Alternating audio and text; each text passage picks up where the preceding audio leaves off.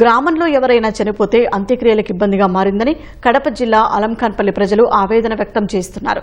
దశాబ్దాలుగా ఉన్న శ్మశాన వాటిక సమీపంలో కొందరు ఇళ్లు నిర్మించుకుని నివాసాల్లోని వృధా నీటిని ఆ ప్రాంతంలోకి మళ్లించడం వల్ల అక్కడ గోతులు తీసే పరిస్థితి లేకుండా పోయిందని వాపోతున్నారు. ఎంత తవ్వినా నీరు ఉబికి వస్తుండటంతో పూడ్చేందుకు ఇబ్బందులు పడుతున్నామని చెబుతున్నారు. ఇళ్ల పక్కనే పూడ్చేందుకు కుదరదంటూ కొందరు అభ్యంతరం చెప్పడంతో జాతీయ రహదారిపై స్థానికులు ఆందోళన చేపట్టారు.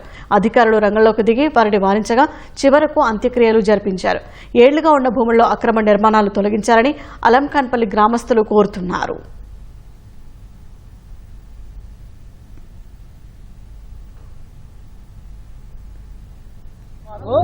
మాకు పూర్వం నుంచి వేరే వాళ్ళు ఇచ్చింది శ్మశాన వాటిక. మాకు ఇక్కడ మేము అన్ని మేము చనిపోయినప్పుడు మా ఊరంతా ఇక్కడే కూర్చుకుంటాము.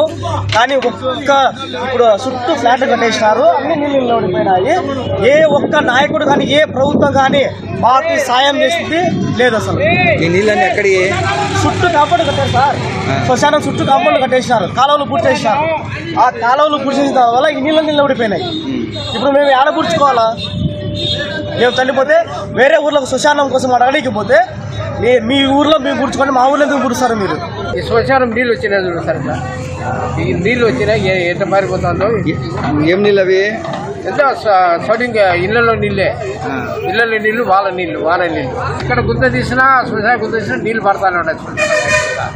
కాబట్టి దీన్ని అభివృద్ధి చేయాలని మేము కోరుకుంటాను. కమిషన్ డ్రైనేజ్ వ్యవస్థ అంతా కూడా ఇక్కడ వస్తుంది.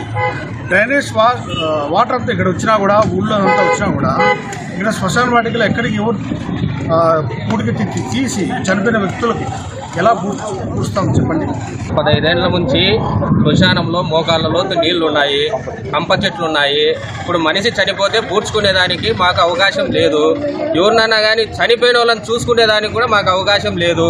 అవి కూడా శిథిలావస్థలకు వెళ్ళిపోయినాయి. అధికారులు వస్తున్నారు, పోతున్నారు, చూస్తున్నారు, కానీ స్పందన లేదు. పూడ్చేదానికి ఎక్కడ లేక మేము రోడ్లో ధర్నా చెందుతున్నాము. అయినా ఏ అధికారులు స్పందించడం లేదు. ఈ అధికారులు కానీ ఈ ఎమ్మెల్యే కానీ మాకు ఏదన్నా న్యాయం చేయగలుగుతారని కోరుతున్నాం సార్.